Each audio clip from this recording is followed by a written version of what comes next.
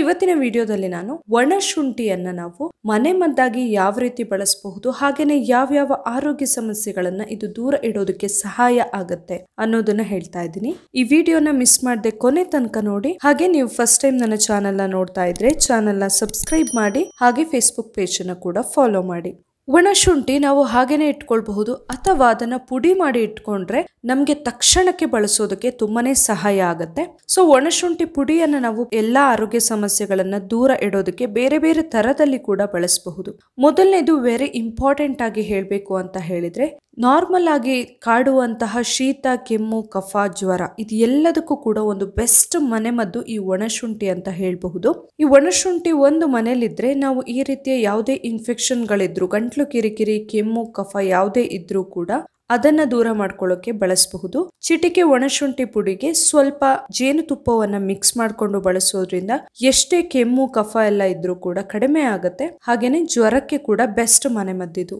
ಇನ್ನು ನಮ್ಮ ಜೀರ್ಣ ಸಂಬಂಧಿ ಸಮಸ್ಯೆಗಳಿಗೆ ಕೂಡ ಒಂದು ಬೆಸ್ಟ್ ಮನೆಮದ್ದು ಅಂತಾನೆ ಹೇಳಬಹುದು ಈ ಒಣಶುಂಠಿ. ಒಣಶುಂಠಿಯನ್ನ ನಾವು ಒಣಶುಂಠಿ ಪುಡಿಯನ್ನ ಅಡುಗೆಯಲ್ಲಿ ಬಳಸಬಹುದು. ಇಲ್ಲ ಆದ್ರೆ ನಾವು ಯಾವುದೇ ರೀತಿಯ ಮನೆಮದ್ದು ಮಾಡುವಾಗ್ಲೂ ಕೂಡ ಇದನ್ನ ಬಳಸಬಹುದು. ಊಟ ಮಾಡುವಾಗ ಫಸ್ಟ್ ಒಂದೆರಡು ತುತ್ತಿಗೆ ಬರೀ ಅನ್ನಕ್ಕೆ ಒಣಶುಂಠಿ ಪುಡಿ ಹಾಗೆ ಸ್ವಲ್ಪ ತುಪ್ಪವನ್ನ ಹಾಕೊಂಡು ಕೂಡ ಕಲಸಿ ತಿನ್ನೋದ್ರಿಂದ ಜೀರ್ಣ ಸಂಬಂಧಿ ಸಮಸ್ಯೆಗಳು ಇರೋದಿಲ್ಲ, ಗ್ಯಾಸ್ಟ್ರಿಕ್ ಕೂಡ ಇರೋದಿಲ್ಲ.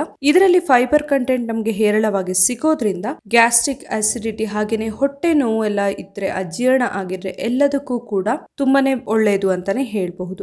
ಇನ್ನು ಅಜೀರ್ಣ ಆದಾಗ ನಾವು ಇದನ್ನ ಹೇಗೆ ಬಳಸಬಹುದು ಅಂತ ಹೇಳಿದ್ರೆ, 1 ಲೋಟ ಆಗುವಷ್ಟು ನೀರಿಗೆ 1/4 ಚಮಚ ಆಗುವಷ್ಟು ಒಣಶುಂಠಿ ಪುಡಿಯನ್ನ ಮಿಕ್ಸ್ ಮಾಡಿ ಕುಡಿಯೋದ್ರಿಂದ ಕೂಡ ಅಜೀರ್ಣ ಹಾಗೇನೆ ಹೊಟ್ಟೆ ನೋವು ಎಲ್ಲ ಕೂಡ ಕಡಿಮೆ ಆಗುತ್ತೆ. ಹಾಗೇನೆ ದೇಹದಲ್ಲಿರುವಂತಹ ಅನಗತ್ಯ ಕೊಬ್ಬು ಅಥವಾ ಬೊಜ್ಜನ್ನ ಕರಗಿಸೋದಕ್ಕೆ ಕೂಡ ಒಂದು ಬೆಸ್ಟ್ ಮನೆಮದ್ದಿದು. ನಾವು ನೀರಿನ ಜೊತೆಯಲ್ಲಿ ಕೂಡ ಒಣಶುಂಠಿ ಪುಡಿಯನ್ನ ಮಿಕ್ಸ್ ಮಾಡಿಕೊಂಡು ಕುಡಿಬಹುದು.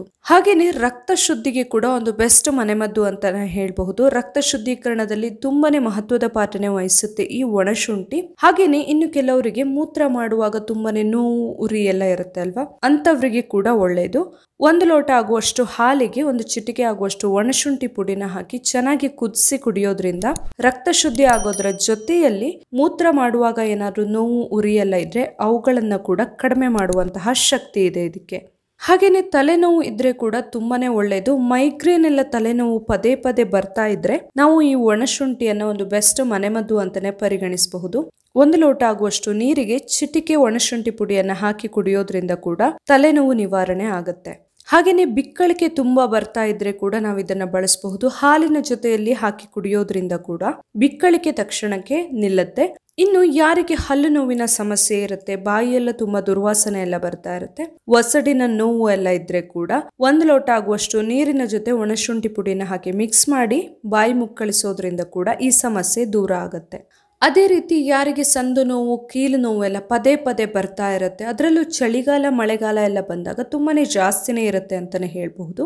ಅಂತವ್ರು ಎಳ್ಳೆಣ್ಣೆಯ ಜೊತೆಯಲ್ಲಿ ಒಣಶುಂಠಿ ಪುಡಿಯನ್ನ ಮಿಕ್ಸ್ ಮಾಡಿ ಪೇಸ್ಟ್ ತರ ಮಾಡ್ಕೊಂಡು ಹಚ್ಚೋದ್ರಿಂದ ನೋವು ತುಂಬಾ ಬೇಗನೆ ಕಡಿಮೆ ಆಗುತ್ತೆ. ನೋಡಿದ್ರಲ್ಲ ಒಣಶುಂಠಿಯನ್ನ ಯಾವ್ಯಾವ ರೀತಿಯಲ್ಲಿ ಬಳಸಬಹುದು, ಯಾವ್ಯಾವ ಆರೋಗ್ಯ ಸಮಸ್ಯೆಗಳನ್ನ ದೂರ ಇಡಬಹುದು ಅಂತ ಹೇಳಿ. ಈ ವಿಡಿಯೋ ಇಷ್ಟ ಆಗಿದ್ರೆ ಲೈಕ್ ಮಾಡಿ, ಶೇರ್ ಮಾಡಿ, ಹಾಗೆ ಫಾಲೋ ಮಾಡಿ. Thank you.